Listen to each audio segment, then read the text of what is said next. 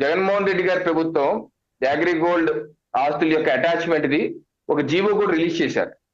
ఇది 1710 October 17, 2019 GO number 133. ఇది GO number 133 Jaganmohan Reddy గారి ప్రభుత్వం. అంతకుముందు చంద్రబాబు నాయుడు గారి ప్రభుత్వం 2018 ఇంకో జీవో ఇచ్చారు, జీవో నెంబర్ 117.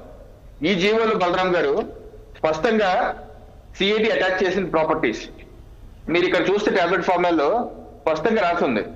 అంబాపురం గ్రామం, విజయవాడ రూరల్ మండలం, కృష్ణా జిల్లాలో ఏ రకంగా అవ్వ కుటుంబ సభ్యులకి ఎన్ని ప్లాట్లు ఉన్నాయని చెప్పేసి ఈ టాబ్లెట్ ఫార్ములా స్పష్టంగా ఉంది.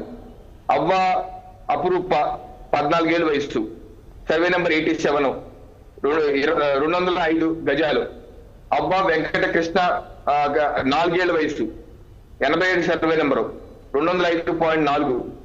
అవ్వ వెంకట సంతోషి 12 ఏళ్ళ వయసు, ప్లాట్ నెంబర్ 19, సర్వే నెంబర్ 87, అదే అంబాపురం, 212.4 స్క్వేర్ యార్డ్స్. ఇలాగా ఒక 10 పేజీలు ఉన్నాయి. అన్ని వాళ్ళ కుటుంబం, అది మైనర్లు, చిన్న పిల్లలు.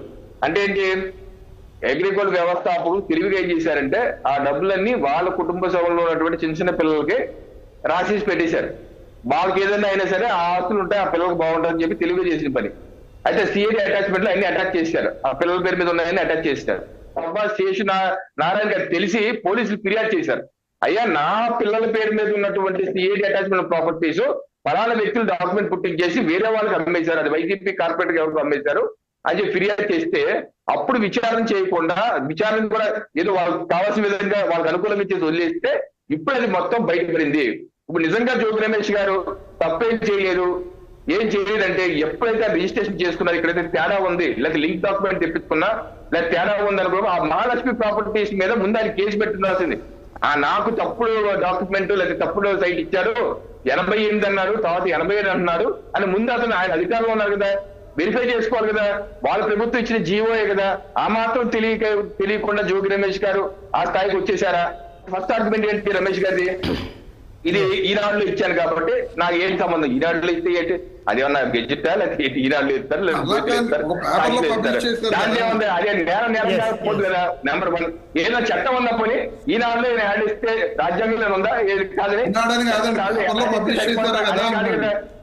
అది పాయింట్ హోల్డ్ అవుట్. ఇంకోటి, నా కొడుకు అమాయకుడు మళ్ళీ యుఎస్ లో చదువుకున్నారు, డెలైట్ లో సాఫ్ట్వేర్ ఇంజనీర్. నా సూటి ప్రశ్న ఏంటంటే, ఓకే ఎన్నో ఉండొచ్చు, కాదే మీ కొడుకు డిలైట్ సాఫ్ట్వేర్ ఇంజనీరు అక్కడ అంబాపురం అనే గ్రామంలో అన్ని కోట్ల రూపాయలతో మీకు తెలియకుండా కొన్నారా? మీకు చెప్పకుండా మీకు అంత డబ్బులు ఎక్కడి నుంచి వచ్చాయి ఆయనకి? ఒక సాఫ్ట్వేర్ ఉద్యోగం చేస్తే 10 కోట్ల రూపాయలు పెట్టి లేకపోతే 4 కోట్ల రూపాయలు పెట్టి కొన్నారంటే అంత డబ్బు ఎవరికి సమకూర్చారు? మీరు సమకూర్చి ఉండాలి. లేకపోతే ఆయనకి ఎక్కడి నుంచి వస్తుంది సాఫ్ట్వేర్ ఇంజనీర్ గా? ఏది హైదరాబాద్ లో, బెంగళూరులో జాబ్ చేసుకునే వారికి అంబాపురం గ్రామం అంటే మీ ఇన్వాల్వ్మెంట్ ఉంది. మీ ఇన్వాల్వ్మెంట్ మీ పేరు మీద పెట్టుకోకుండా మీ కొడుకు పేరు మీద ఎందుకు పెట్టారు? అబోస్వామి పసిపిల్లాడు కదా, అతని పేరు మీద ఎందుకు పెట్టారు? మీరే పెట్టుకోవచ్చు కదా, మీ పేరు మీద పెట్టుకోవచ్చు కదా. అతను ఈ రోజు మరి మీ వల్ల జైలుకి వెళ్ళింది ఆయన. మీరు మంత్రిగా ఉండి సరిగ్గా చూసుకోకుండా, పోనీ మీ లైన్కి వస్తాను, సరిగ్గా చూసుకోకుండా సిఐడి అటాచ్మెంట్ ప్రాపర్టీ మీ కొడుకుతో చేయించి ఈ రోజు మీ కొడుకు నేను ఇరికించిన పాపం మీ మీద కదా.